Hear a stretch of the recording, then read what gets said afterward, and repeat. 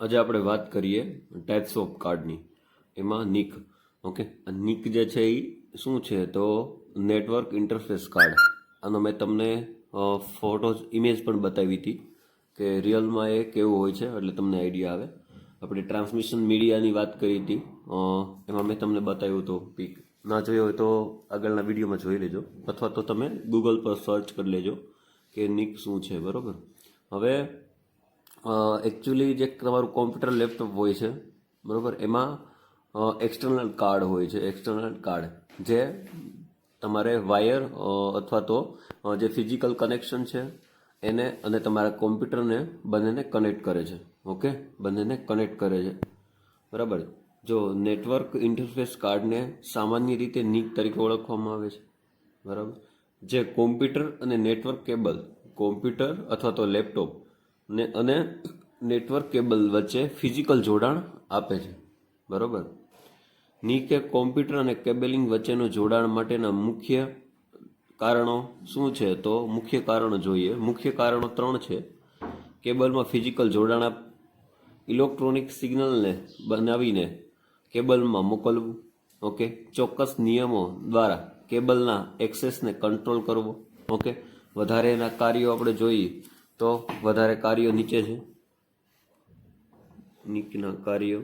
Okay, તો કે network cable માટે કોમ્પ્યુટરમાંથી ડેટા તૈયાર કરે છે, બીજા કોમ્પ્યુટરમાં ડેટાને મોકલે છે. કોમ્પ્યુટર અને કેબલિંગ સિસ્ટમ વચ્ચે ડેટાના પ્રવાહને કંટ્રોલ કરવામાં આવે છે. જે ઉપર વાત થઈ એ જ છે આ પોઈન્ટ. બરાબર. આ પોઈન્ટ ન લખો હોય તો ઉપર ન લખો તોય પણ ચાલશે. કેબલ દ્વારા અંદર આવતા ડેટાને મેળવવામાં આવે છે અને બાઇટમાં રૂપાંતર કરે છે, જેથી સીપીયુ તેને સમજી શકે છે. બરાબર. આ હતા એના કાર્યો. તમને જો આનો જીટીયુમાં કંઈ ક્વેશ્ચન આવો પૂછાય નિક વિશે, બરાબર, તો આ તમારે આ બધા એના કાર્ય લખવાના. ઓકે, નિક શું છે એની પહેલાં ડેફિનેશન આપી દેવાની. ઓકે, કે કોમ્પ્યુટર અને નેટવર્ક બંને વચ્ચેનું જોડાણ છે. બરાબર. પછી આની વિશે જો વધારે વાત કરીએ તો નેટવર્ક માટે યોગ્ય નિક પસંદગી કરવા માટે પહેલાં કેબલિંગ અને કેબલિંગ કનેક્ટરના પ્રકારને દર્શાવવો પડે. બરાબર. પછી દરેક કોમ્પ્યુટર અને સર્વરના વિસ્તૃત સ્લોટમાં કાર્ડને ઇન્સ્ટોલ કરવામાં આવે છે. અહીંથી એનું શું ચાલુ થઈ જાય છે, એનું વર્કિંગ. બરાબર, એનું વર્કિંગ. તો કોમ્પ્યુટર અને સર્વર, જો ખાલી મારે કોમ્પ્યુટરમાં ચલાવવું હોય, બરાબર, તો એ જે સ્લોટ છે એ મારે ચાલુ કરવું હોય તો ખાલી એ કાર્ડને મારે ઇન્સ્ટોલ કરવું પડે ખાલી વન પીસીમાં. અથવા તો મારે મોર ધેન, ફોર એક્ઝામ્પલ લેબમાં કે ગમે ત્યાં મારે વધારે પડતા કોમ્પ્યુટર યુઝ કરવા હોય તો સર્વરના સ્લોટ છે એમાં હું કાર્ડ ઇન્સ્ટોલ કરીશ. બરાબર. પછી નિકના ઇન્સ્ટોલ થયા પછી કોમ્પ્યુટર અને બાકીના નેટવર્ક કેબલને નિક કાર્ડના પોર્ટ સાથે જોડવામાં આવે છે. ઇન્સ્ટોલ થઈ જાય, એક હાર્ડવેર ડિવાઇસીસ છે, બરાબર, પણ એને ઇન્સ્ટોલ કરવું જરૂરી છે. એ આપણે ઇન્સ્ટોલ કરી લઈએ. બરાબર. પછી નેટવર્ક કેબલને નિકના કાર્ડ પોર્ટ સાથે જોડવામાં આવે છે. તે એક પ્રકારનું હાર્ડવેર છે, મેં કીધું એમ, જે મધરબોર્ડમાં ફિઝિકલ સ્લોટમાં લગાવવામાં આવે છે. તેની પાસે ડિફરન્સ નેટવર્ક પોઈન્ટ હોય છે જે બીજા મશીન અને સર્વર સાથે જોડાયેલું હોય છે.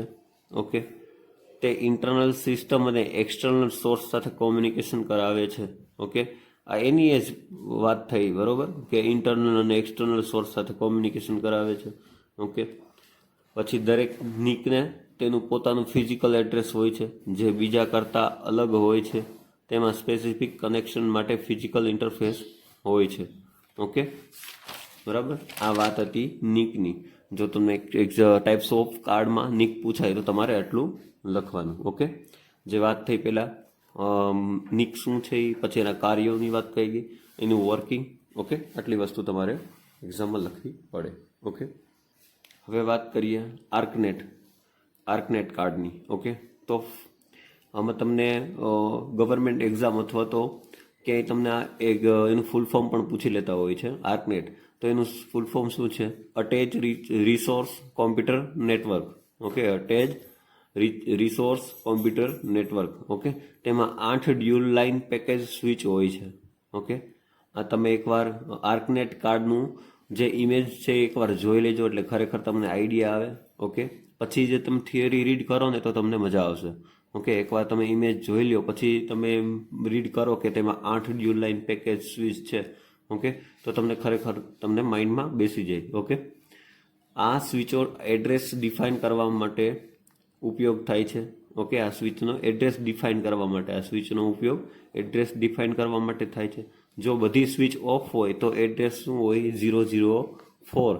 ઓકે, અને બધી સ્વિચ જો ઓન રાખીએ તો એનું એડ્રેસ છે FFH હોય છે.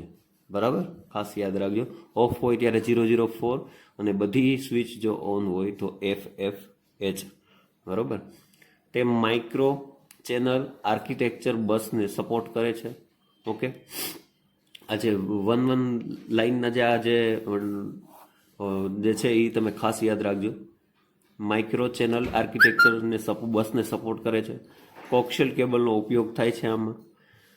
બરોબર, તેની લેન્થ 20,000 સર્વર અને નોડ વચ્ચે હોય છે. તે સ્ટાર અને બસ ટોપોલોજીને સપોર્ટ કરે છે. ઓકે, તેમાં બૂટ રોમની જરૂરિયાત હોય છે. તેમાં ટ્રાન્સમિશન રેટ 2.5 Mbps હોય છે. તે IEEE સ્ટાન્ડર્ડ નથી. ઓકે, ખાસ આ વસ્તુ યાદ રાખજો કે વાઇવામાં કે ગમે ત્યાં તમને ક્વેશ્ચન પૂછે કે આર્કનેટ જે છે એ IEEE સ્ટાન્ડર્ડ છે કે નથી, વાઇવામાં તમને કોઈ ક્વેશ્ચન પૂછે, ઓકે, તો એ IEEE સ્ટાન્ડર્ડ નથી. ઓકે, તેને BNC કનેક્ટર અને જમ્પર હોય છે. ઓકે, તેમાં BNC કનેક્ટર અને જમ્પર હોય છે. ઓકે, વાત હતી આર્કનેટની. ઓકે.